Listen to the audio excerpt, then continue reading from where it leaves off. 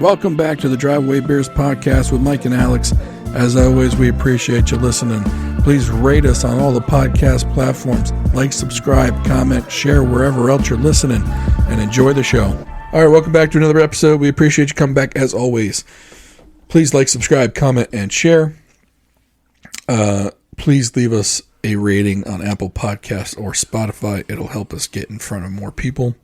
We always appreciate you doing that for us. We want to thank our sponsor, Adam Chubbuck at Team Alpha Charlie of Douglas Realty. Adam is a really nice guy, an honest guy to work with. Doesn't put money before his clients. Treats your money as if it's his money. And for a real estate agent, that is the highest praise I can give any of them. When you've got someone leading you into a major decision in your life, such as buying a house, you want someone who's going to treat your money as if it's theirs. Because you don't want them to put you in a bad spot or a bad deal. And think about it, even if that saves you $20,000 over the life of a mortgage, you know, $20,000 with interest over 30 years can end up costing you $60,000. So you want someone who treats your money like their money. And I've said that time and time again. Adam is that guy. He's a genuine, down-to-earth individual who puts people over profit. And that's, I know that's a cliche, but it's true. So if you need an experienced real estate agent who is going to treat your money like it's their money, you need to go talk to Adam, whether you're buying or selling. If you're selling a home, he's going to give it to you straight. He's going to tell you what needs to be fixed. He's going to tell you the right price to put it on the market for.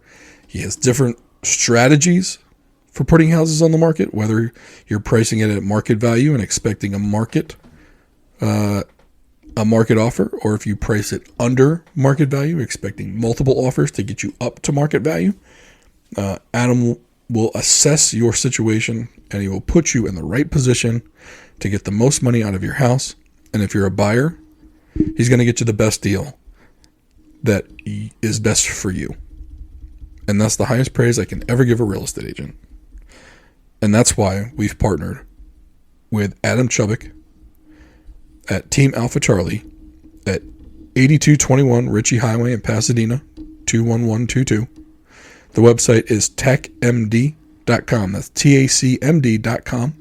Phone number is 443-457-9524. All right. I want to talk. So baseball season's coming up.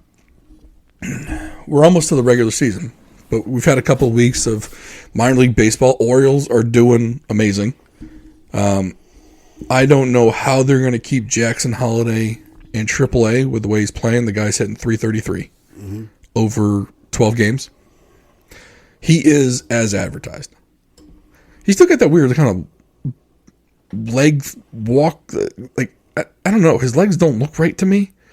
But apparently it doesn't matter because the dude fucking can rake. Now, does he like walk weird like it just, Pat Mahomes? No. It's not like everyone who's seen Pat Mahomes walk, that's a weird walk. He's got something going on. Yeah. It's almost like his knee gait isn't right when he walks, or maybe it's not even when he stands. Like you can kind of see it, and I don't know if it's like almost like I don't even know what I'm trying to like. I'm making the motion with my hand. Is he almost like knock-kneed? I'll maybe a little bit. I don't know. Like, and it really doesn't show up on TV. It showed up when we went and saw him in Bowie. Yeah. And that's when I was looking at him and going, like, something doesn't look right there.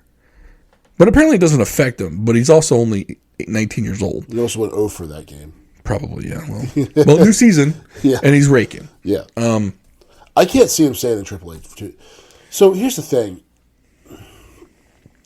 So the Orioles, for those of you who aren't familiar, the Orioles AA club is in Bowie, which is about 30 to 40 minutes from Camden Yards itself. Like, it's really close. And in fact, it's so close when they send, like, they don't send their players to Norfolk for, that face doesn't look good. I'm breathing fire right now. Told you it's hot.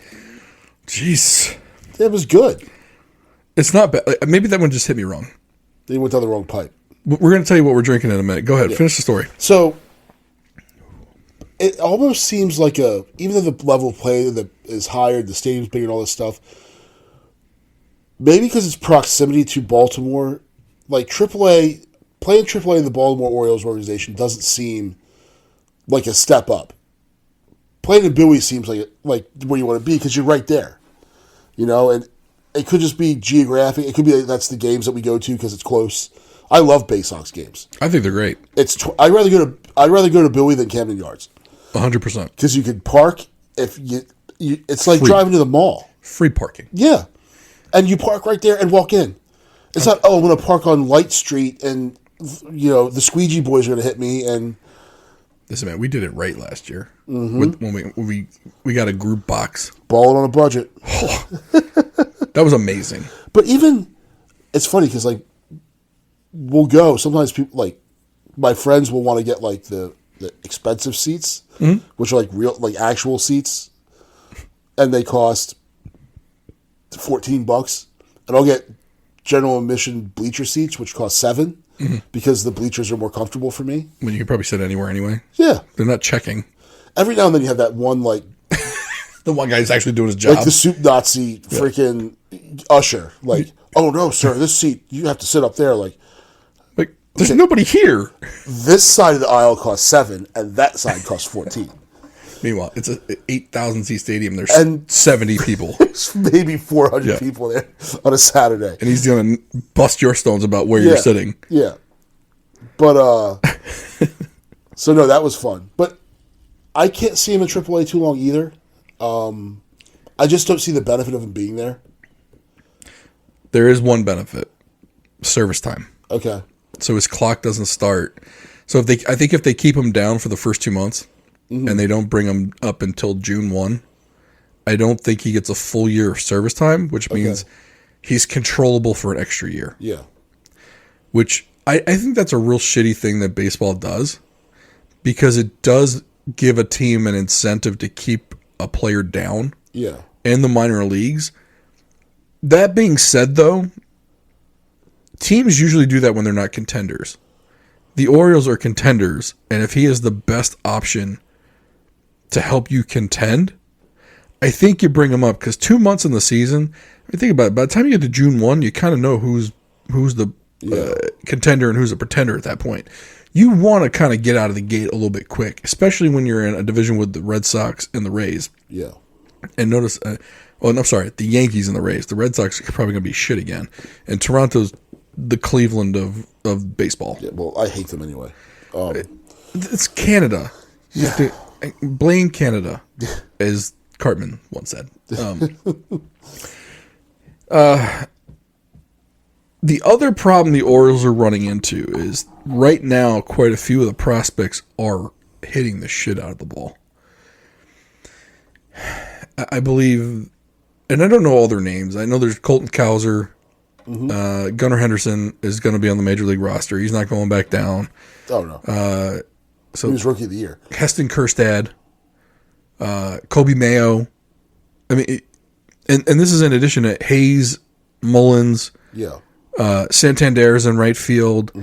Like, you don't have room for all these guys. Yeah. Eventually, and the front office already moved some chips to get Corbin Burns, who was a frontline pitcher. So they made that move. I think at some point, because right now your infield is probably, and don't forget, you also still have Jordan Westberg too. So you probably got Mountcastle playing first. Westberg was playing some second. Henderson's your third baseman. And then you got Jackson Holiday. Maybe as your shortstop. Now they're saying that Holiday's going to play second. Gunner's going to play short. Westberg's going to play third. Okay, well, where do you put Mayo? Yeah. Who's just killing the ball. Your number 2 prospect is a catcher, and you've already got Adley Rutschman, who just started his career. Yeah. Then you got Kauser, Herstad, Hayes, Mullins, Santander. That's 5 outfielders. You not only break camp with 4, they're probably going to break camp with Mateo, who's going to be the uber super utility guy. Yeah. And the other guy who's going to be super utility. You don't have spots. I mean, you still got Colton Wong and some other guys that they brought in. I mean, at some point, you got to think Mike Elias is going to, whoever has options to be optioned back to the minors is probably going to get optioned until he can make a deal with somebody. Yeah. You're going to have to move some of these prospects. You can't keep them all. It's the thing is you have some of these dudes that have the potential to be on MLB rosters or even starters on other teams that you're going to have in the minor leagues, which is a good problem to have. You know, you like to keep all of them, but you can't. So then you have to, I think you keep them, see what plays out. Like, okay, do we need help in our bullpen? Do we need, maybe you need, you know, a left-handed hitter. Who knows what the hell you need, but like, is that, and then that's the stuff you start going after. I mean, me personally, I look to who you don't plan on re-signing, who's on the last year of a contract, and the name that stands out is Anthony Santander, who's your right fielder.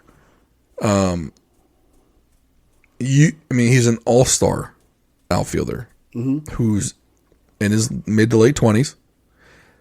You can probably get a nice package back for him, whether that's a starting pitcher. Not really sure. Yeah. But you can get something for him, and that would open up an outfield spot to bring one of these kids up who you have more controlable years. Yeah. I do think they're going to give some contracts to some of these kids. Like, I would believe Mullins is probably going to get a contract. The problem with Mullins is he's having trouble staying healthy. Yeah. I see with Mullins was still there. Mullins played under Buck. Yeah. And Mullins is also there with, like, he kind of replaced Adam Jones there in center field. Like, Did he play? I don't think he played with Adam Jones. I think he came after Adam Jones, but he was there with Trey Mancini. Yeah. Yeah. And he was there. I think Chris Davis was still there. I think. Right. So when the Orioles, I think he played with Manny Machado. Like, that's, so when the Orioles kind of made that, they won the AL East, and they back in, was that 2014 or 15, like that neighborhood. That's when, and after they had that decline, they blew the team up. Mullins was one of the first people they brought up. Yep. So I kind of like that he's there. And then Santander came in shortly thereafter. So for a while it was like, who the hell it's like Cedric Mullins and Anthony Santander and a bunch of other guys. It was that scene on Major League. Yeah. Where everyone, like, they're all, when the spring training comes around, and they go through like each of the scenes, and everyone's going, who the fuck are these guys? Yeah. I had never heard of these guys. Right. And so, I mean, it'll be interesting to see what the Orioles do. Now, as a fan, I have tried to watch a few spring training games. Major League Baseball is a billion-dollar industry. And it's not the NFL, don't get me wrong, but they bring in billions with a B. Yeah. I do know there's some TV contract issues because the old regional Fox Sports networks went under. I think part of it was Fox Sports, some of the NBC regional sports networks. They all kind of went into bankruptcy. Yeah, and then Bally's bought them out of bankruptcy, and I think Bally's is going under. Yeah, so like NBC Sports Washington, which used to cover Capitals games, is now Monumental Sports Network. Right, but that's owned by Ted Lerner, isn't it? Or Ted Leonsis, yeah. So the owner of the Capitals. Yep. So he bought the network out of bankruptcy, though, and he kept the network. Mm-hmm. But not everyone did that. Right. And so you've got some markets that actually may not have some of their local games televised. Now, what some places are doing, I think, like the Diamondbacks, I think they're going to put them on free TV. Okay. But essentially, until some of those contracts are done for the regional sports networks for these Major League Baseball teams, you've got some issues. My major issue was when I was trying to watch some Orioles spring training games when they had them on TV. The production quality was just shit. I mean, Madison was airing it, and the camera out in center field, it's the camera behind the pitcher, so it's zoomed in and whatnot. It was literally shaking like someone had, a seizure. And I know exactly what happened. That camera didn't have a camera operator. They just turned the camera on and pointed it where it's supposed to be pointed. Yeah. And it was probably a windy day, and the camera shook with the wind. Yeah. You're telling me you couldn't afford to pay someone to stand with the camera? Or, I mean, for crying out loud, an iPhone 15, or going back to an iPhone 10 had an anti-shake stabilizer. Right. They advertised it because of that. You're telling me you couldn't stuck someone's iPhone on a tripod out there? Just put it on one of those those freaking mounts, Right.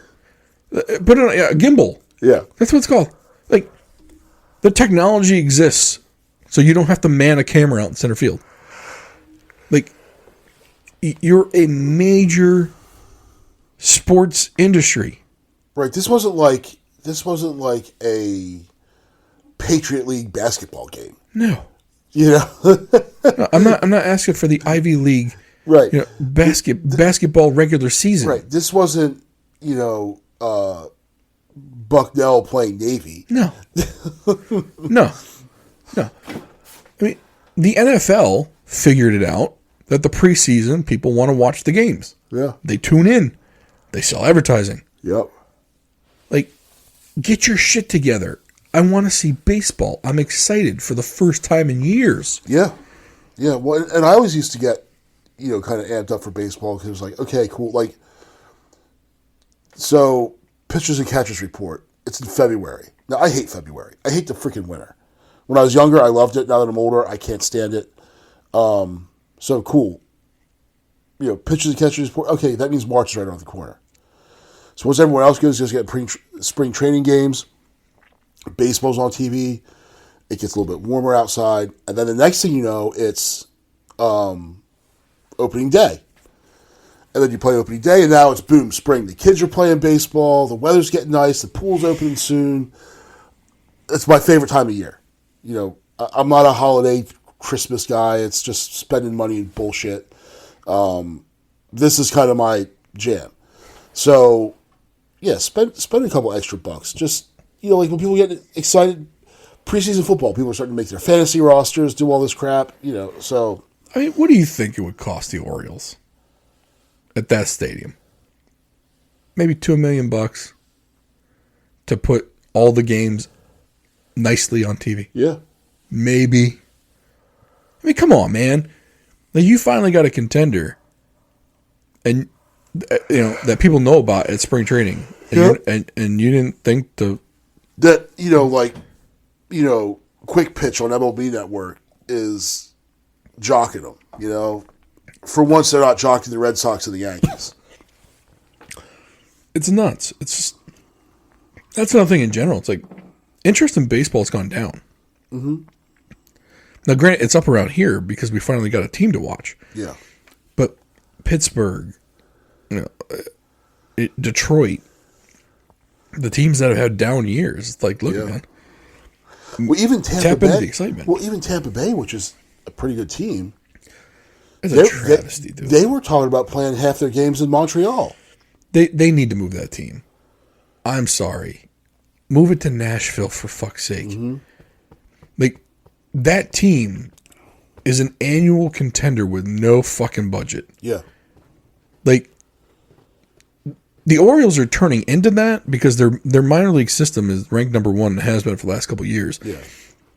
And it doesn't seem like they've slowed down as far as bringing in prospects, right? But Baltimore's got a lot more money, especially now that they've been sold, than Tampa ever has. Mm-hmm. Yeah, imagine if you put Tampa in Nashville. Now, the Braves probably wouldn't like it because right now Nashville is Braves country. But see, the thing is, okay, So back in the day, the Washington Redskins were the team of the South.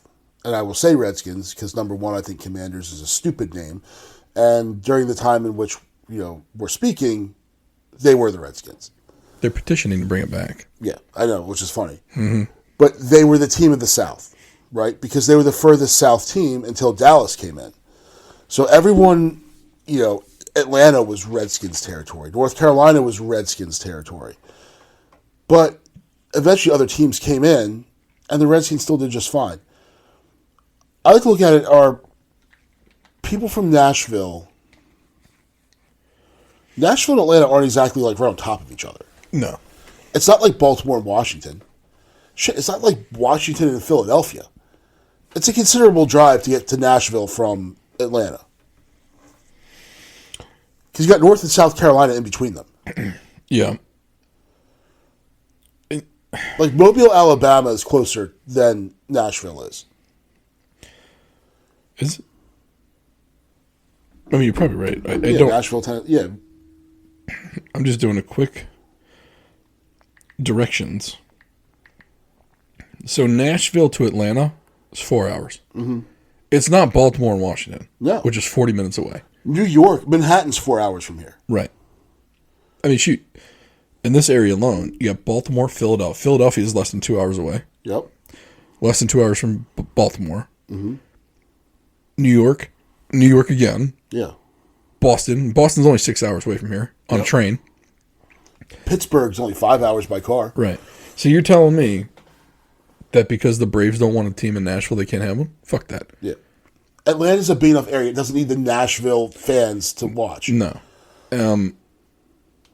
It's a big enough city. They should have a team. Yeah. The other place is San Antonio. I believe San Antonio is the 5th largest TV network by population. And the only pro sports team they have is the Spurs. Correct. Nashville has the Predators and... So they have Predators... Nashville? Yeah. Tennessee Titans. And the Titans. Yep. And then the Grizzlies are in Memphis. Yeah. Which is on the other end of the state. Yeah. Like, those aren't really close. Nashville's the nice city in Tennessee, and Memphis is not. Yeah. So... But they got a team. The weirdest thing for me, and I know, by the way, Memphis to Nashville, 3 hours. Yeah. So they're not that close either. Not horribly far, but not really close. Right. Most people aren't making that commute. No. The weird thing for me, the A's are going to Las Vegas, which gotta have to be a dome stadium because it's 120 degrees out in the summer. Everyone going to Vegas, I can't stand it. Vegas,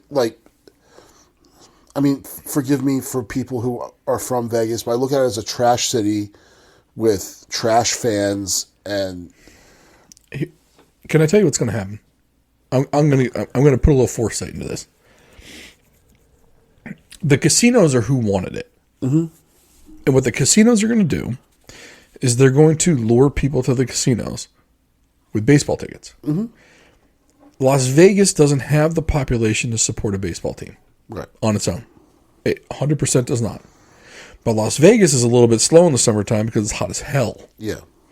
Well, what if you can offer a stay and play package where you stay at the hotel and you go see a baseball game? And oh, by the way, we just happen to have a casino downstairs where we make all of our money. Yeah. Casinos are such cash cows that they could literally buy the tickets and give them away. Mm-hmm. They'll keep the corporate suites for themselves. They'll put their high rollers in the suites. Yeah. But that's where the money's going to come from. It's not going to come from, Joe Dealer at the blackjack table. He's not going to become a Las Vegas A's fan. No. He's not going to go sit out in the heat. Now, don't get me wrong, the stadium renderings I've seen, it basically looks like the Sydney Opera House, but enclosed. Yeah. He's going to be the food service worker, the stripper, the dealer. All these they're gonna be fans of whatever team, whatever city where they're from. They're not gonna be fans of, I'm now a diehard Las Vegas A's fan, and Las Vegas Raiders, Golden Knights. The second thing, so the Golden Knights came in. They went to the Stanley Cup Finals their first year in existence. My beloved Washington Capitals beat them in 5. And then a couple years later, they win the Stanley Cup. The second that team is not good, they're going to be giving tickets away. They're going to be comping. If you take an extra roll at the craps table, they're going to comp you a freaking Golden Knights ticket. The Golden Knights ticket is $70, roughly. I'm gonna base it off of Caps tickets. Yeah, $70 is probably close to the lowest price Caps ticket you can get based on the game. You could probably get there for 20 to 30, maybe. I mean, maybe 50.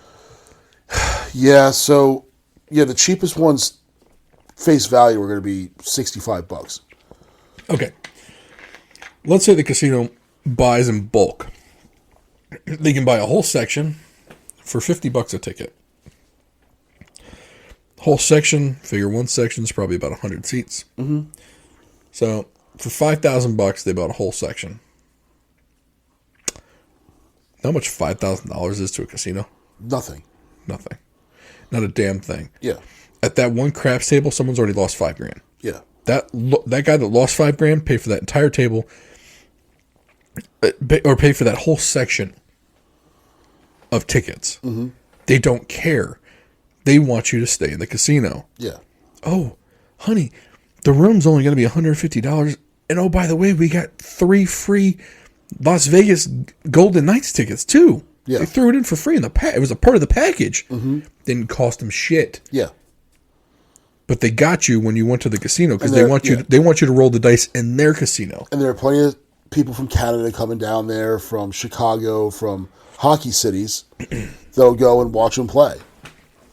Well, yeah, of course. I mean, think about it. If I want to see, the Flyers. The Flyers are a pretty hot ticket in Philadelphia. Mm-hmm. So I can either pay $75, $80 a ticket to go see, or I can jump on a Southwest flight. Yeah. I could probably get out there. Tickets, flight, room. Mm-hmm. $300, $400. Yeah. I get to go see a hockey game and have some fun. Like, that's where that's who's gonna go. Like, that's the appeal of going to Vegas. Yeah. The A's going to Vegas is for the casinos. It's not for the fans. But guess what? For the A's, nobody was going anyway. Right. So what do they care? Yeah. At least this way they get to stay somewhat close. I mean, the Raiders are there. The Raiders went from Oakland. The Oakland A's are going from Oakland. Mm-hmm. And did you hear, I forgot, Rob Manfred was like, well, just go watch the Giants play. To the A's fans, you dick. A's and Giants fans are not the same. No. A's and Giants fans hate each other. Mm-hmm. It's almost like A's and Dodgers fans. Or Giants, those California rivalries, dude, they go back to the 50s. Mm-hmm. When the MLB ventured west, you gotta remember, it was the New York Athletics, the New York Giants, and the Brooklyn Dodgers. Yeah, it's the Philadelphia Athletics. So, what did I say, New York Athletics? Yeah, it was the Giants were in New York. Yeah.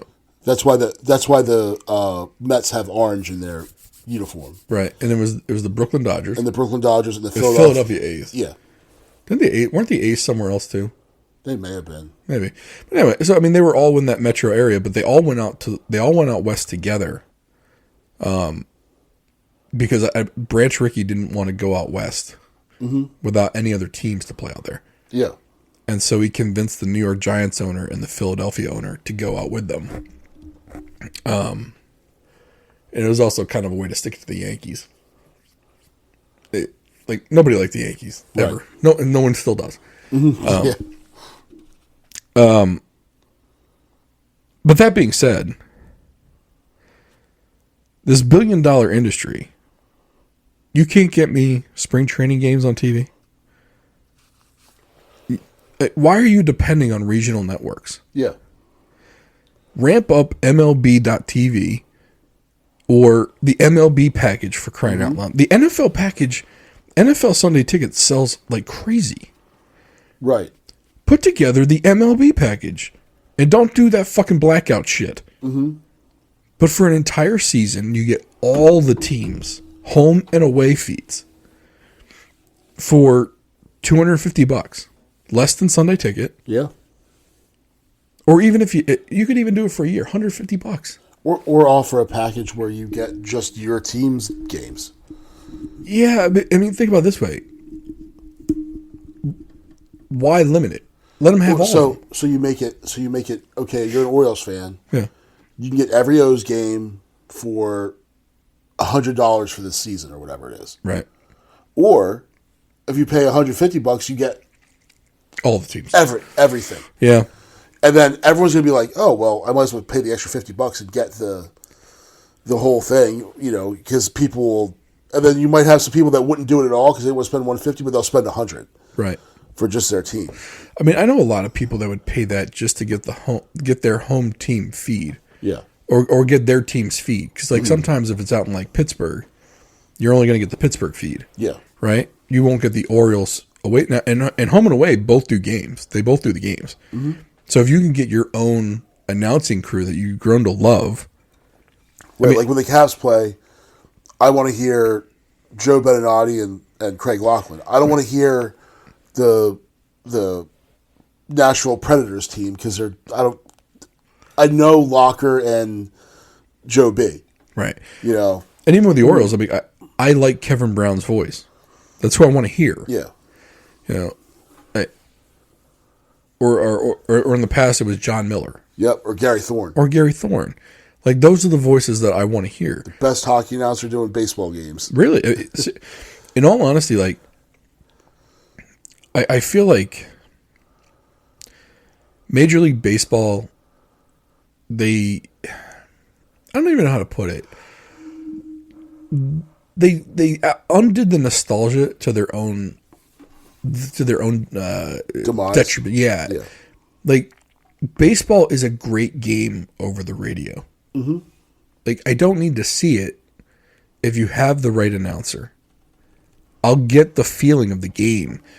I'll get the visual in my own head just based on the announcer. Yep. I mean, Harry Carey was a great announcer. Mm-hmm. People would pay for a radio package for that. Now, I know SiriusXM has it. Yeah. I'd like to find a way. It would be, what would be cool? Maybe this is something they could do.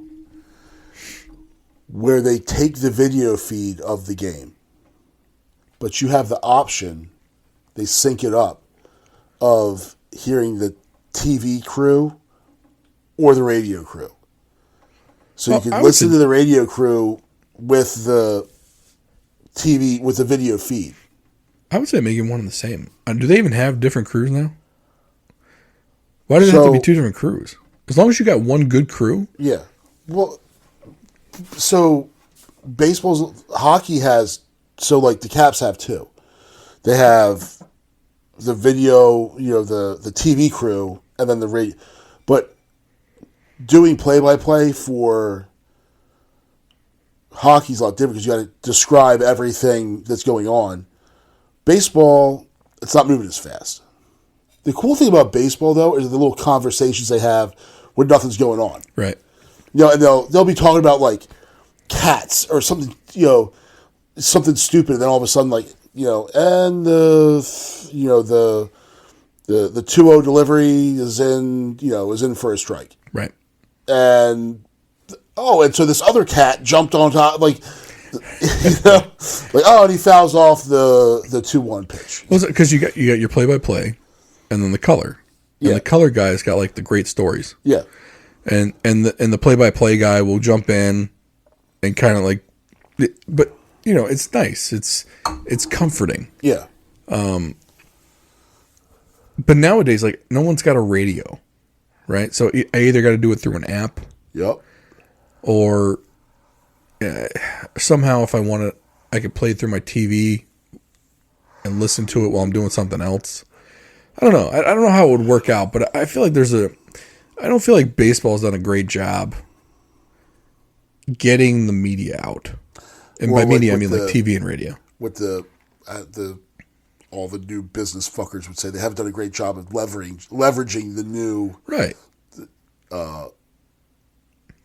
Because let me put it to you. What do kids love to do right now? Stare at their phones. And what are they doing most of the time? Watching stupid ass videos. Yeah, or they're playing video games. Yeah. Right? A lot of these kids can play video games on mute. Mm-hmm. What if they can listen to the game while they're playing the video games? Yeah. You know what I mean? So if a kid's got his Xbox, playing the Xbox on the TV. If I could have an app on the TV playing the game in the background while I'm playing my other game, so I don't have to listen to it on my shit speaker on my phone. Yeah. I guess you could get a Bluetooth speaker or whatever, but basically make it so I can listen and not look. Because that's how you bring the kids back in. The kids don't want to watch the game. Right. They want to play a game. They can play Madden and listen to the baseball game. They could play MLB The Show and listen to your game. Mm-hmm. That's how you got to bring them back. Yeah. So my kid will be playing. He goes to private school, so his friends live all over the place. So he'll be playing, say, MLB The Show, but his phone, there's a big video chat with him and all his friends from school, and they're all playing different games, but they're all talking to each other. Mm-hmm. It's the weirdest thing. I'm like, what are you guys doing? Right. And you'll hear them all yelling at their video games. Like, wait, that sounds like he's playing Fortnite. Oh, he is. Mm-hmm. So you guys aren't even playing the same game? Oh, no. What's this other guy doing? I don't know what he's watching a movie. Like, right. And so, like, there are platforms, I believe, like, I want to say Discord does it, where you can have the running chat going. Mm-hmm. And they have, like, the voice channels where people can actually be talking. And they'll have, like, 20 different things going on. Yeah. So, I mean, what about the ability for the kid to, if he's got multiple windows up on the screen, what if one is the game? Yeah. Like, but I don't think that technology exists. I don't think MLB.TV allows for that. You know, never mind the fact the computer you would need to run like 6 programs at once is sufficient. Yeah. So what if you had a lightweight app on PC, tablets, whatever, that could run lightweight video on there, right? You need to bring these kids back into these games. Yeah. Otherwise, you're losing a generation, especially if you have a losing team. Yeah. Well, I think, and one of the things with baseball is always, so when I didn't play baseball growing up, but I got into it when I was older. Now, my oldest kid loves it. My other two kind of play it because it's just what we do in the springtime. So they kind of put up with it. But he loves it. Like, it's baseball, basketball. Those are his, and now he's playing lacrosse, which. Bro. Yeah. Oh, he's got the flow and everything. We were in the backyard throwing around today. So, which I'm actually starting to get, because I played in high school, I'm starting to get more into it too. I forgot how fun it is. You know what the youngest one's going to do? So he wants to play hockey. Well, I was going to say the youngest one, when you usually have multiple boys that want to play, the youngest one always ends up being the goalie just so he can play with the brothers. Yeah, well, it's funny. A lot of NHL goalies are youngest brothers because it's like, oh, you want to play with us? Go be the goalie, and then they're getting pucks blasted at them by older kids. So then they go play with their kids about their actual age. Are that much better. Tell your youngest if he needs a goalie stick for lacrosse. I got one in my garage. If he just wants to toy around with it. So I'm playing. I'm in the backyard with him. So I start messing around. Right, I have the ball and I'm just like kind of out one side, dangling out the other side. Oh Jesus, you're that guy. He takes his stick and just completely hacks my stick completely out of my hand. Like, he caught me by surprise, just whacks it. The stick goes flying, the ball goes the other way. I'm like, Did he yell yard sale?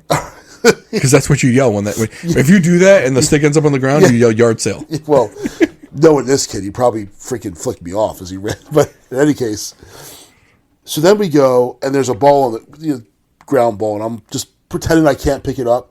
He's standing behind me, just cross-checking me in my back and whacking my legs with a stick. I'm like, okay, dude, like, you really getting the hang of this. Like, well, he's going to get the hang of the penalty box. That's 2 minutes for slashing. You know what? He's aggressive.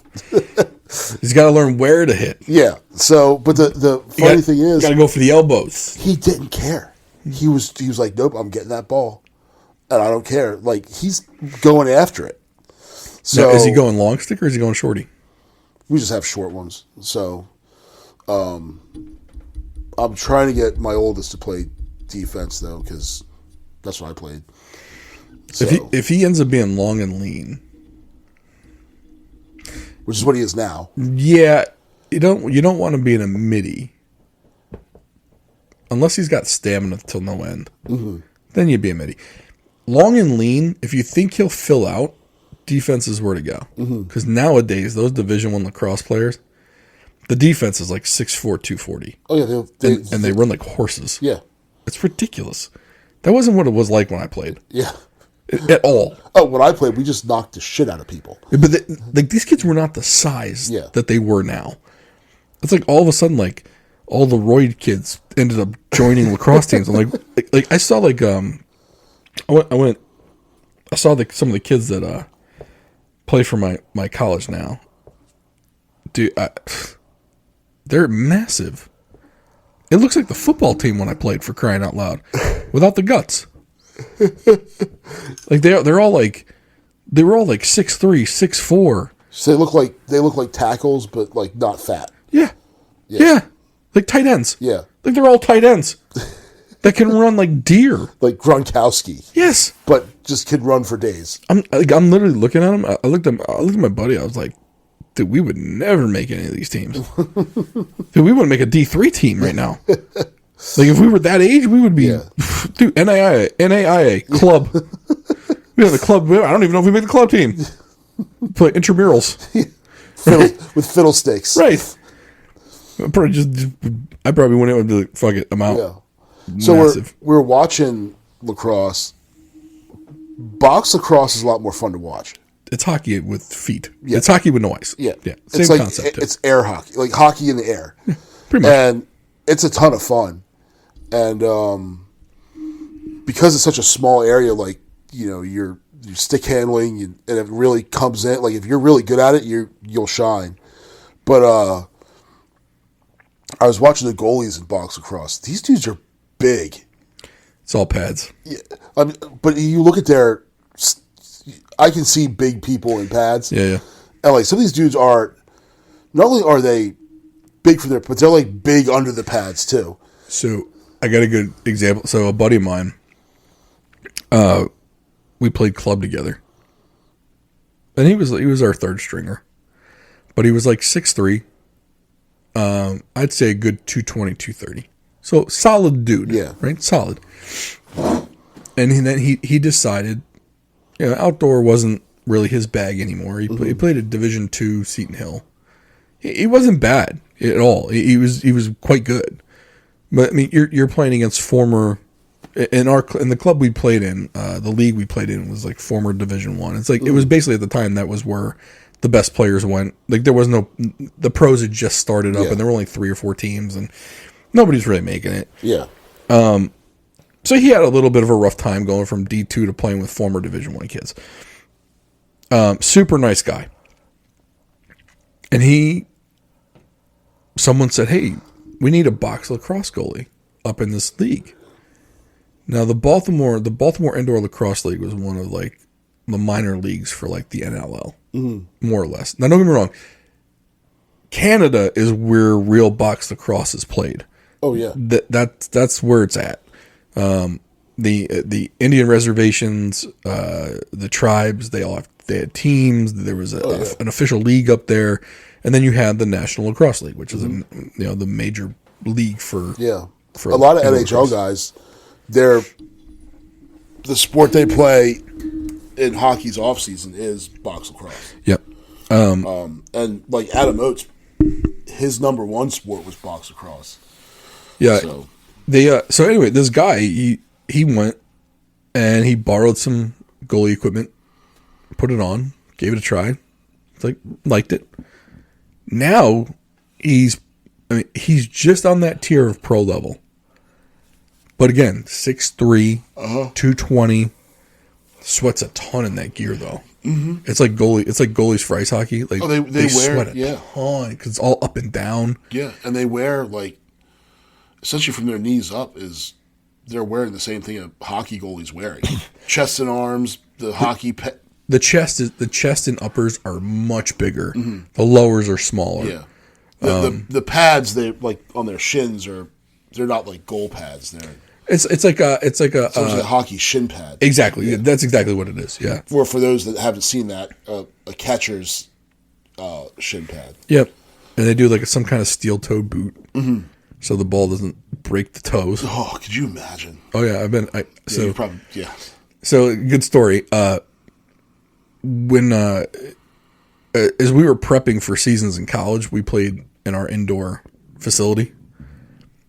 So I would wear my regular tennis shoes and not my cleats, which had the hard leather uppers that would kind of protect the toes a little bit. I had just come off of I had bone spurs in my big toe. So I just had them shaved down, and of course they sutured it back up. Yeah. And it looked healed for the most part. So I would wrap it up. I get it wrapped every day, and I'd stuff it in the 5-gallon bucket with the iodine, betadine, whatever, to make sure it didn't get infected and whatever. So I went back to practice. First day I went back. Got popped on my foot, on my toe. Thing exploded. just blood coming out through the shoe. Like, my tennis shoes were ruined. I was like, someone looked down, like, hey, you okay? Like, yeah, I feel fine. What's wrong? Look at your shoe. I see it was just red. I was like, oh, that doesn't look good. Went back to the trainer. It had opened way back up. They had to reclose it. And I'm like, I get queasy when I see like my own blood, and like if like a wound is open, I can't look at it. Right. So I'm literally sitting there covering my eyes, like, why are you covering your eyes? Because I'm gonna throw up. I'm gonna throw up. I'm gonna pass out. All of it. I'm gonna throw up and pass out at the same time. I can't look. And the guy's like, you big chicken. He goes, you're seeing balls come at your face at 100 miles an hour, and this is what fucks you up? I was like, I don't know. I can't do it. So, I got called a big pussy by the head trainer at my school. But if you get hit with cleats on and you have, goalies would always get something like the hard leather upper or like a little cushion on it. It wouldn't be that bad. Yeah. But if you got hit with a tennis shoe, even without like a surgically repaired toe, you were walking that off a little bit. Yeah. You'd be tapping the helmet for the one of the backups, or if you were the backup, you were tapping for somebody coming. I don't care who. Yeah, it was uncomfortable.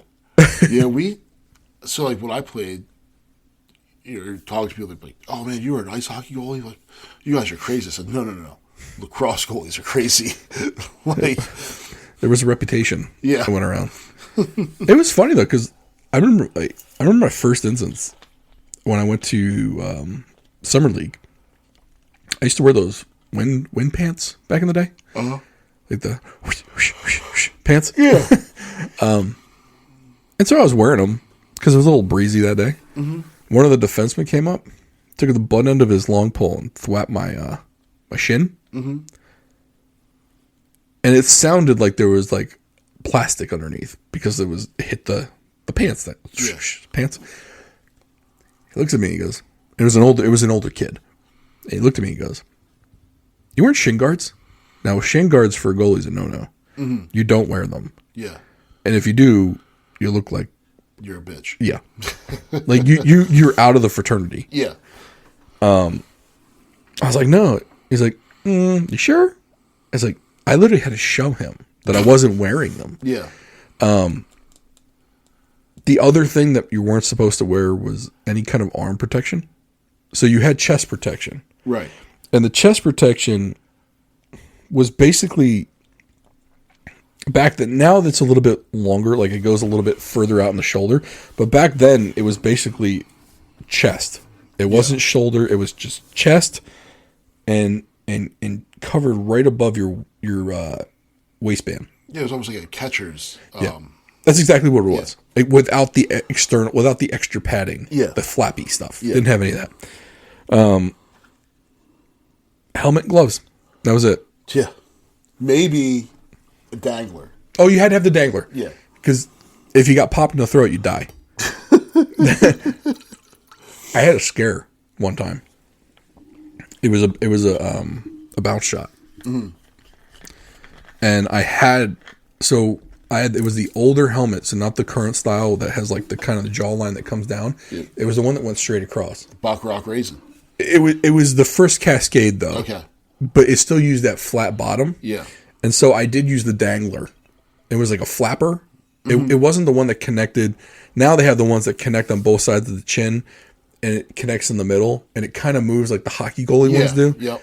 Or the way they used to. I didn't switch to that until I got older. I had the flapper, and it was just held on by 2 strings. Yeah, it went straight down. It was like the size of a cell phone almost. Yeah, except mine wasn't as long as that. It was wider, but not as long. Yeah.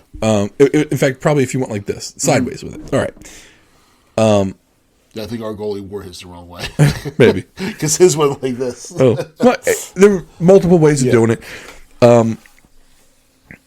The thing was, though, when you kind of bent down to kind of smother a bounce shot, your flap would come forward and kind of expose your neck. So one time it came up and it got me right on the Adam's apple, which is the bad spot. If you hit your Adam's apple and it pushes it back, that's when there's no coming back from that. You choke and die. Unless someone gets an airway established real quick. Yeah, like you got to get traked and a bunch of bros are no bro is is cutting a hole in my throat. That was scary as hell. Like I definitely was like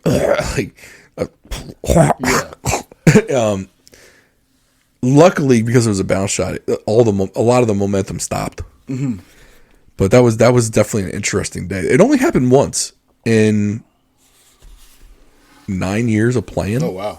So I was really well. I should say this though. Once that happened, the newer helmets were out, so I then switched to the one that had the curved kind of chin, and then I got the proper plastic flap in the front. So I look at my son's gear, and I'm like, look at this stuff. Yeah. It's all high speed, and like it's got a wing on the back of the helmet now. And I'm looking at this stuff, I'm like, this thing, like the clunky, heavy Baccarat Raisin. Oh, no more. Like, remember you had like the sticker panels on each? Hell yeah, man. So my high school was black and gold, so we had like a gold panel, black, and you could get sets of stickers to change them. Yep. You know, and put them around, and now it's completely, and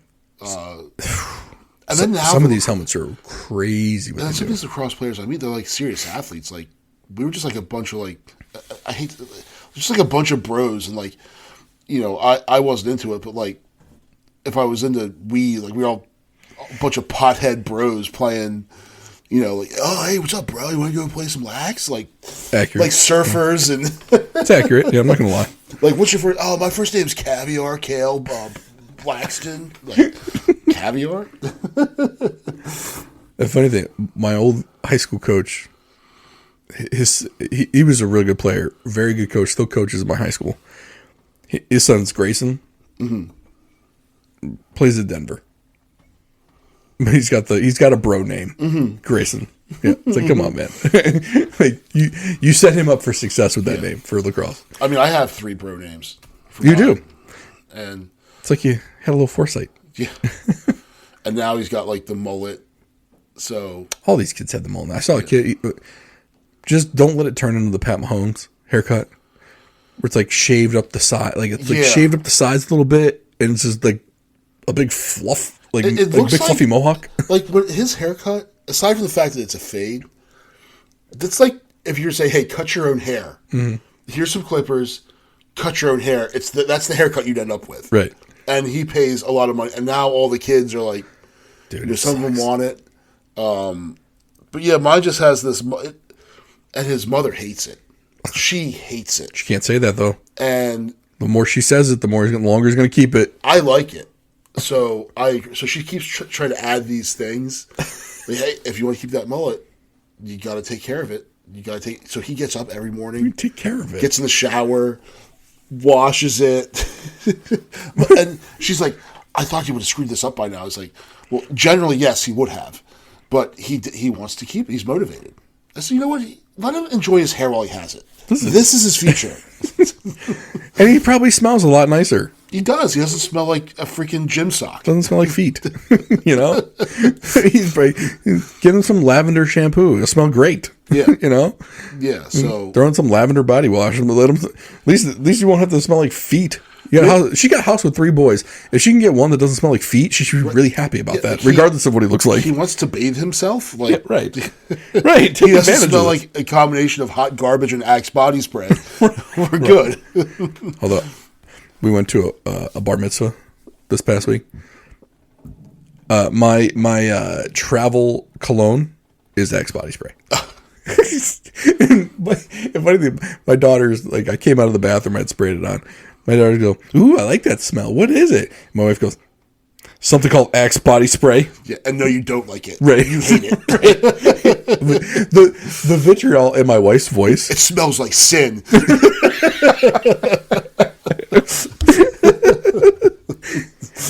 I didn't realize she hated it that much until that day. Like, what? Like, wow, there was some emotion behind what you just said there. Some spit came out. Do you really not like it that much? Because I just sprayed a whole lot of it. You're gonna smell it for like 3 days now.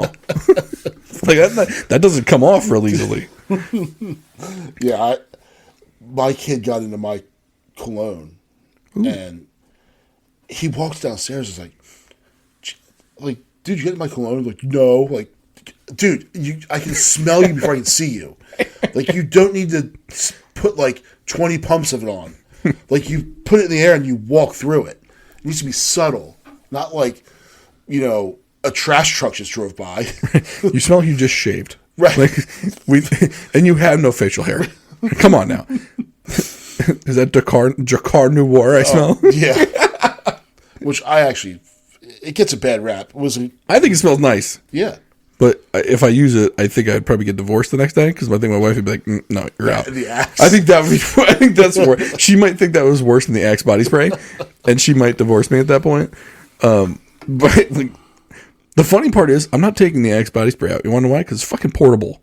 It fits in my travel toiletries. Yeah, they just spray it on. My actual cologne is like a glass bottle. Yeah, it's gonna break. The tin can of Axe body spray is gonna work every time. Right. The worst that's going to happen is going to puncture your bag, and everything's going to smell like Axe body spray forever. I keep one in my car. Yeah. Because they're portable. Mm-hmm. Like, you get the little travel size, the little 3-ouncer. One gets through TSA. Yeah. Come on now. That's important. And what do they cost? Like $2. Yeah. Lasts forever. I've had that thing for like 4 years. Unless you're a 12-year-old boy, and then it's like... showering. Like... I don't think I'm actually supposed to see the liquid on your body. I think it's supposed to be more like a hint of it. Shower would have been quicker. Literally, you would smell like lavender instead of Axe body spray. I prefer the Phoenix smell, by the way, for all those out there. Well, I bought him some Axe body wash. Oh, so I have that for the RV.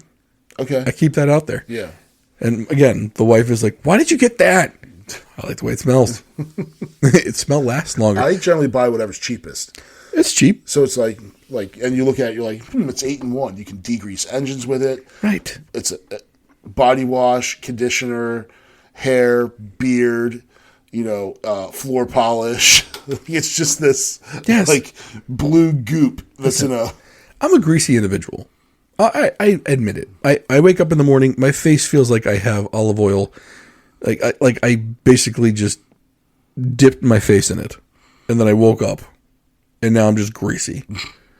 My hair's greasy. Like, I am a greasy individual. It is what it is, right? I need something to degrease this in the morning. So every morning I get in the shower. Honest to God, I could know I'm going to do some exercise, which we know doesn't happen very often. I could know I'm going somewhere. It's going to be sweaty and disgusting, and I'm going to have to take another shower. I'm still going to shower in the morning because I need to get the grease off, and I need something heavy duty that's going to do that. Well, Axe body spray does it. Yeah. Or not Axe body spray. Axe body wash gets it off. Yeah, and then they have the stuff that has like that menthol, so it feels invigorating. You got to be careful with that though. kitchen fire. Yeah, if you go down, if you get down. Well, and here's the thing: if you put it on the hair, gravity. Yeah. With the water. There was a situation one time, so I went. I liked the menthol because it smelled. For me, it opens my sinuses up, and I got sinus issues.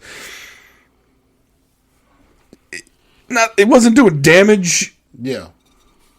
In the undercarriage, but there was probably about 10 to 15 minutes where it probably didn't feel the greatest. Right. You know what I'm saying? Like you had it was kind of like in Revenge of the Nerds when they put the liquid heat on the jockstrap. Mm-hmm. Not to that intensity, but definitely not enjoyable, right? So I kind of went away from the menthol body wash, and I went back to I went. I think I got the Phoenix version of that too. Much more comfortable down there with the Phoenix version. Right. Yeah. And then for some reason, being the dummy that I am, Dial had a menthol, and I didn't see the menthol part, and I did it anyway. Fucking burned. Like, goddamn. Yeah. I can't get away from this shit. When I look at it, I'm like, oh, fuck, that was me. That's my bad. That's my bad. I should learn to read the label next time. Does make you feel alive, though. Yeah. It gives you a little jump in the step. Well, I haven't bought the kid any sort of Axe body spray, so You kind of have to. at some point, like he has deodorant in his school bag, but like Day turns 13. I'm afraid if he has like the Axe body spray, I'm like, man, it smells like a 1998 Mitsubishi Eclipse. Like, what is going on here? Someone listen to Limp Bizkit. I did have a 1994 Mitsubishi Eclipse. Wouldn't be the worst thing to smell like. You know what I'm saying? Was it smell like burnt whale? I mean, look, you got to start somewhere. Man, 13. Why don't you do it? On his way out the door? You just give him the old car wash version. So my dad bought me they used to have these little colognes. It was like a set you can get. Like it had the little bottles in it, but they weren't the spray. It was like you'd have to take the top off and you'd put a little bit on your finger and then like dab it. Oh man! And he did that, and it was a very smart move because I was such a dumbass. I'd have been like, so you would smell like the. Oh wait, that's not the right smell. I want this one. Hey, now you got all of them. You're smelling everything. Like, ooh. Yeah. I don't think that was what they were going for. But speaking of heat, yeah, we got to talk about some bourbons that we've been drinking. So, what do you think of? So this one that we have, it's gone now, and we didn't drink it during the show, despite the trajectory of this show. It's called Fighting Cock. Quality name. Yeah. It's distilled by Fighting Cock Distilling Company in Bardstown, Kentucky, which there's a bunch of different bourbons from that area, but it's 103 proof. I picked it up at whenever I go to a liquor store I've never been to, I always try to see what they have. And this stuff I was like, cost $21. I'm rolling it. It's a lottery ticket. I either love it or I hate it. Right. In either case, I'm out $21. All right. So I enjoy it. It was hot to me. It stung the nostrils a little bit. Okay. In that price range for me. And how much was that? I think it was like 21 on the shelf. All right. Same price range. Mm-hmm. Four Roses. Wild Turkey 101. So similar heat or similar proof, right? Yeah. And then if you want to go lower, you got the benchmark number 8, but that's 80 proof. Yeah. Four Roses is 90 proof. I think the most comparable one would be Wild Turkey 101. Mm-hmm. I think I'd probably go Wild Turkey 101 over that. Okay. Just because, like, that one, and I don't know, because we haven't had the Wild Turkey 101 in a while. But you and I have very different heat tolerances, I want to say. Yeah. You like it a little bit hot. You like the higher proofs more than I do. And my thing is, I don't want it to burn going down. Yeah. But I don't care about heat in the mouth. So, in fact, I like this reminds me of eating, like this is sweeter. So, this is almost like a hot tamale. You know, the little cinnamon candies you can get, which I love. They're hot in the mouth, but Sweet has you're trying to get her. So I really enjoyed it. For me, I was like, and the thing is, it's no frills. The label's like a clear plastic sticker. It's got a plastic twist cap. There's no cork. But I bought this when I had a bottle of of Buffalo Trace, and I actually preferred this to the Buffalo Trace. And I'm on the opposite end of the spectrum. So we did find some Buffalo Trace, and we tried that. The Buffalo Trace, though, it's not in the same price range. It's $35, right, or $36, right? So I don't feel it's fair to compare them. I like the Buffalo Trace more. To me, it's smoother, but it's also, I think, 90 proof. So you're not talking about the same proof. Let's see, what is... I think you're right. I like the... Yeah, so it's 45%, so 90 proof. Okay. And the thing, like, so this Buffalo Trace, I think it was it last week? The week before. I went to the liquor store by us, and I saw it, and I was like... I was looking for a bottle. So every payday Friday, I go buy myself a nice bottle. With the intent of building my collection. That's how it happens. I end up drinking all of it. So I'm looking like, Basil Hayden had it, Woodford Reserve had it, Buffalo Trace, okay. I was like, wait, Buffalo Trace? Like, what? Because there's been that shortage. Yep. However artificial, whatever it is. Sure. So, and not only was it there, but it was like 2 rows going all the way back on the shelf. I just grabbed one. Bought it, walked out the door, and I text you in the car. I was like, "Hey, dude, I just picked up a bottle of Buffalo Trace at the liquor store. What did you ran right over?" I did. I picked up 3. I picked up 3 because I thought I was going to pick some up for some other people. Yeah. And they didn't end up wanting them, so now I just have the bottles. But it's one of those bottles that, because it goes out of stock so often, and we don't get them much over here. Yeah. I'll keep them. Eventually, they'll be drank. Yeah. It just won't be quickly. So then I hit my buddy up from work who lives down the road from us. I was like, hey, because I had just run into him at that same liquor store a couple weeks ago. He was looking for something. So I knew he was in the Bourbon. I said, hey, dude, I'm not sure if you're looking for it, but this place has Buffalo Trace. He's like, it does? I was like, yeah. How much? I said, well, I was just there like 15 minutes ago, and they had 2 full rows of it. So if you get there now, they're probably... And he went there... So probably a half hour after I text you, he went there. There was 1 bottle left. Oh, so if he didn't get one though, you could have just texted me. I would have given him one of mine. Yeah. Like I got it to give to other people. Yeah. So like they also had the Henry McKenna 10-year. I saw that, that was a $65, but I didn't get it. No, I did like the McKenna cheap version that we drank. I did too. Yeah. And I forgot how much that was, but that was like 17, wasn't it? Or like it was under $12. I like that one for $12. I mean, that's tough to beat. Yeah. So that's what I'm saying. Like this one, you said this one was like what? The Fire 21 Fighting Cock was $21. Yeah. I just think for me, if you can get Wild Turkey at 20, Four Roses at 20, and you can get that Henry McKenna regular for less. Yeah. I kind of I prefer those to this one. Yeah. But I also don't like the hotter profile. So that's just me though. Yeah, this reminds me like a liquid hot tamale. Yeah, and so I did. I tasted it again. You're 100% right. It's hot in the mouth, not really going down though. And that's what I do not like. If I feel that burn going down my esophagus, I'm checking out. This one, like if you get a little bit on your lips, it leaves a little tingle on them. Mm-hmm. Gives you the tingle on the lips. It sticks around. The taste sticks around in your tongue for a little bit, which I also like. I like a linger. It's just it's a little too hot on the tongue for me. Yeah. Like it's almost like instead of 1 hot tamale, you put 3 in. Yeah. It kind of overgot me a little bit. I wonder if you pulled the throttle back on it and maybe you did this in, say, a 90 proof.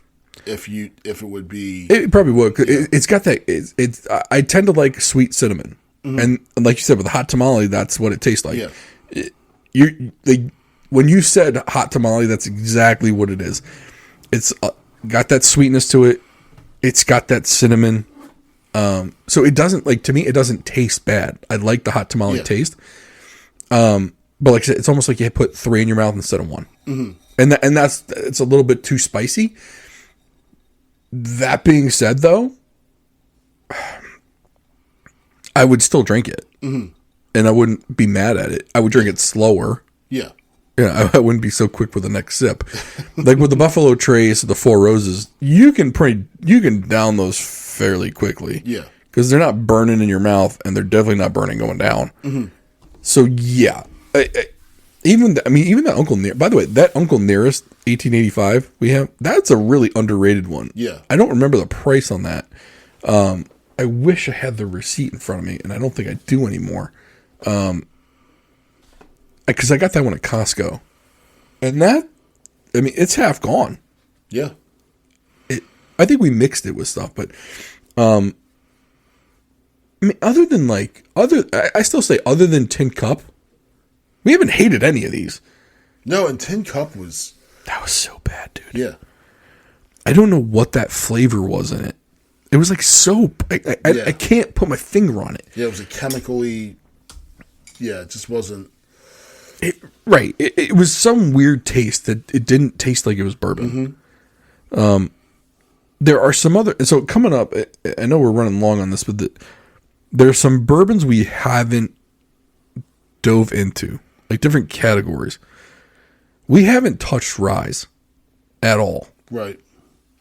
No, I've had ryes. The first one I ever had was Sagamore Spirits. It was good. Well, I think and that's what you got to go with. Yeah. Like Sagamore Spirits is the rye to go for. Yeah. The other we haven't touched. I've had Bullet Rye. Yeah, I have not. Here's another. I saw Johnny Walker makes a rye. I think almost everyone makes one. Now I don't like Scotch. Mm-hmm. I don't like the peat. I think we got to try one. Yeah, we got to try one because we haven't tried it on the show. What we should probably do is get like a Canadian whiskey, an Irish whiskey. Yeah. Get them at the same price point so we kind of, the quality's kind of the same. I mean, Jameson, right? You got to go Jameson for the Irish whiskey. Yeah. Canadian, Irish. What about like cognac? That's finished in wine barrels, I believe. Right. Which is different than brandy, which is like a fortified distilled wine. Yeah. We'll have to check on brandy. Yeah. Maybe I like brandy. I don't know. I feel like we only have 52 shows in a year. We literally just mentioned about 10 of them. So and that's if we don't try any more of the regular stuff that we like. So if any of you are cognac people, brandy people, we'll do Jameson for the Irish whiskey because that's the best known brand out there. A Scotch, if there's a Scotch any of you know about, put them in the comments. Send us a message on Facebook, on Instagram. We look at and reply to all of them. Yeah, don't come out with some bullshit like Johnny Walker Green Label. Like I'm not spending $200. No. You know our budget. Yeah. Look, come on. The highest price bottle we've tried is $60. Okay. Know your audience. Yeah. Read the room. Yeah, we're the audience this time. No, I'm looking for a car. Oh, you have to buy a Ferrari. Correct. Fuck you. Yeah. The response to that will be 2 middle fingers. Yeah.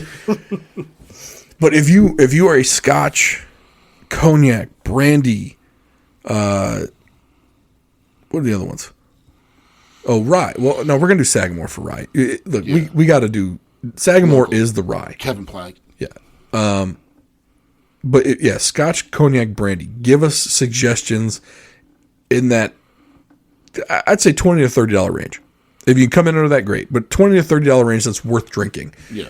That would, like, you'd say, okay, look, if someone's going to get into this and try it, this is definitely what they'll like. That's the one we're looking for. Let us know in the comments or just direct message us. Again, Instagram, we're on Instagram, Twitter, email, contact@drivewaybeers.com. or drivewaybeerspodcast.com, Instagram, Facebook, whatever. I think I said them all. Fuck them. Like, subscribe, comment, share. Thanks for listening. As always, we'll talk to you real soon.